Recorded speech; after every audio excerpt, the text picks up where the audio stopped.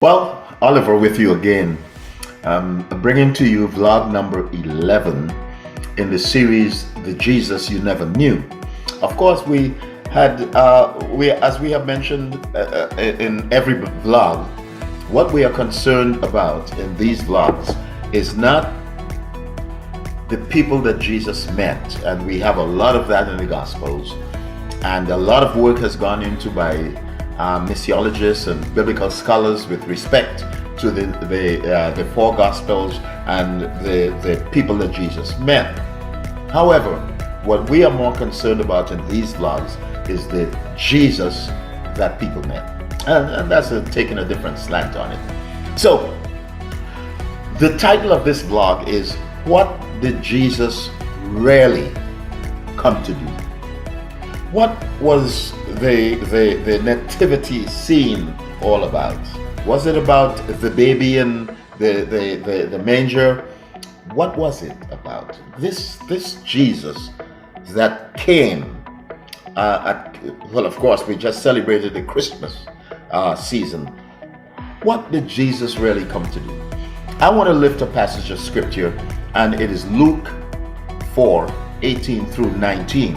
I'm not going to read the passage of scripture, but I'm going to allow you to do that. But what Luke 4:17 through 21 is all about is that Jesus, of course, you know the passage. Jesus says, the Spirit of the Lord is upon me because He has anointed me to bring good news.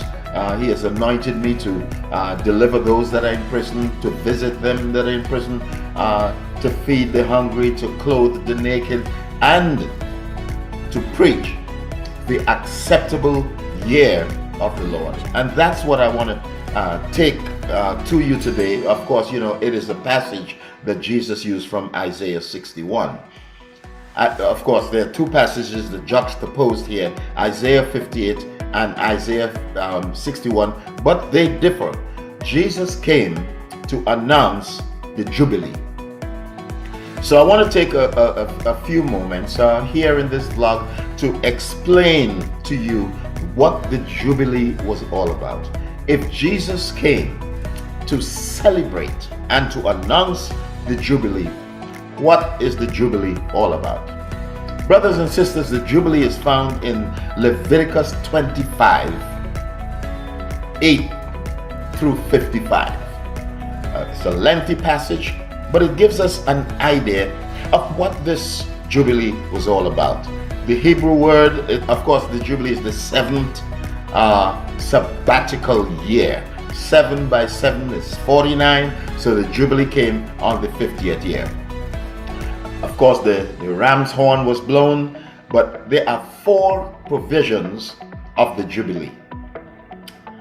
In Leviticus 25, 11 through 12, number 1, the land is to lie fallow. This is what happens on the 50th year. This is what happened at the Jubilee. Number 2, in Leviticus 25, 25 through 28, there is the remittance of debts. All debts were to be forgiven.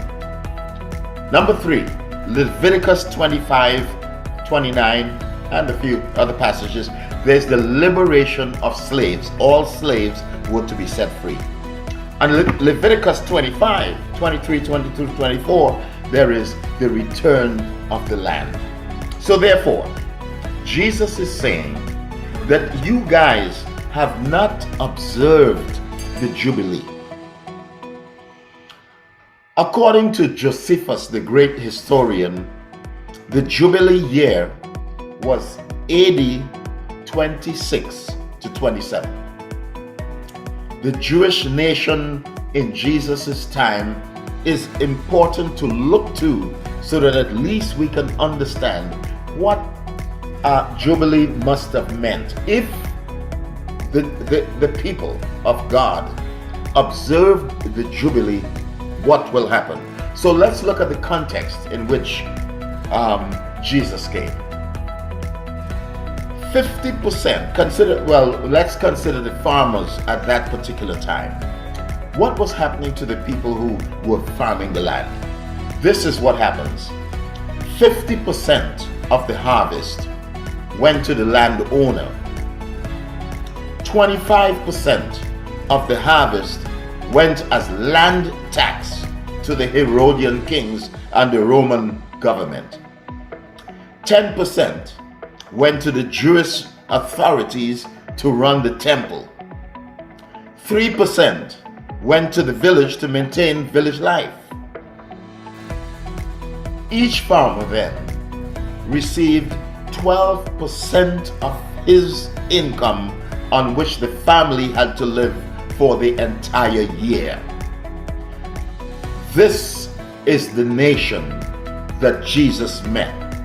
This is the condition of life when Jesus came.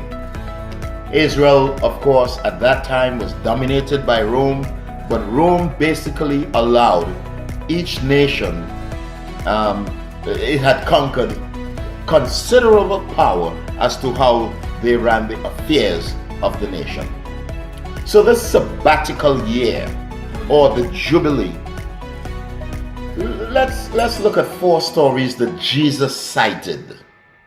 And if we look at the stories that Jesus cited, maybe we can get a sense of what this sabbatical year, when Jesus says, the time has come, this is it. In Luke 12, 16 through 19, the rich person is accountable for the use of money. Who is named in this story? And why is this man called a fool? Look at Luke 16, 19 through 31. Who is named in that story? What is Jesus saying about money? Why is the man in torment? Look in Luke 18, 18 through 25. This is the story we all know about the rich young ruler. Who is named in that story? Why is this man sad when Jesus told him what to do? Then the most popular story that Jesus cited is that of Zacchaeus.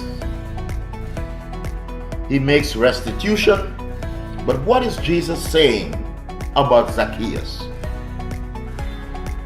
Why was Zacchaeus saved? What's going on in these 4 stories that I cited? This, I think, is what the lesson that we get. It is wealth that will keep you out of the kingdom, and it is wealth that will keep the kingdom out of you. So, what's the significance of those who are named in these 4 stories? I would notice, and let me bring this to your attention, the poor are named and the rich are not named, except in the case of Zacchaeus. In the Hebrew mindset, your name was not a handle, it signified who you are. So let's dig a little deeper into this story. Number 1, Jesus confronts Zacchaeus on the road. Number 2, he invites Zacchaeus to lunch. Number 3, Zacchaeus offers to repay those who he had robbed. He says, I'll repay. And number 4, then Jesus makes his great move. Today, salvation is come to your house. It is not that Zacchaeus got saved and then dealt with his wealth. He dealt with his wealth first, then he got saved. Why? What Zacchaeus is describing, brothers and sisters, is the Jubilee process. What is Jesus telling us in this story? He is saying to the rich people that Jubilee will save you. Humanity can be transformed by the equal distribution of wealth. This great reversal happens at the Jubilee. So there are four things that I want to mention about the Jubilee. Number one, the Jubilee, the 50th year, signifies a release. Number one, the release of slaves. All the bond servants were to be freed. Can you think why this should be? Maybe Jubilee is about forgiveness. And this is critical to understand the Jesus you never knew. Because Jesus was about this release or the forgiveness of people. Number two, the Jubilee was about a return. The land had to be returned to the original owners, and so that no one should own land in perpetuity, so that all land should be returned. That's why people got mad with this Jesus. Jesus was saying you need to return the land to the original owners. Number three, the Jubilee signifies a time to revitalize. Revitalize, you see, that land would lay fallow, uncultivated. It just sat there. It was resting. Isn't that interesting? How was the land regenerated? It was by not being plowed. And so that there was a revitalization process. And Jesus was interested in the Jubilee because he was saying to the Roman government, he was saying to the captors that the land must be revitalized. And this was critically important to who Jesus really is. So, brothers and sisters, the Jesus you never knew was a Jesus who was concerned with the Jubilee. And so we find that tied up in this Jubilee concept is the presence of God coming to bring release, coming to bring forgiveness. And so we cannot afford to, considering even the conditions in our world today, if we as a Christian community would remind our world, would remind the powers that be, that God is interested rather in the poor that are in the land, the disadvantaged, that our concern ought always to be about the poor, restitution, forgiveness. This is the Jesus that people met. The Spirit of the Lord is upon me. And to finally say, this is the year of the Jubilee. All land should be returned. Slaves should be set free. Debts should be forgiven.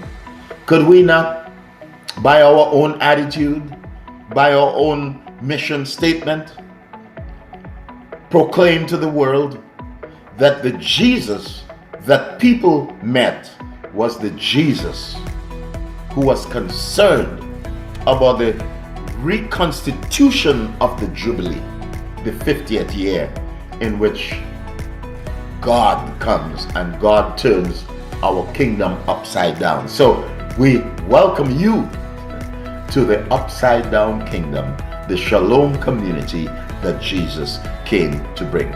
This was vlog number 11. So we see you on Sunday.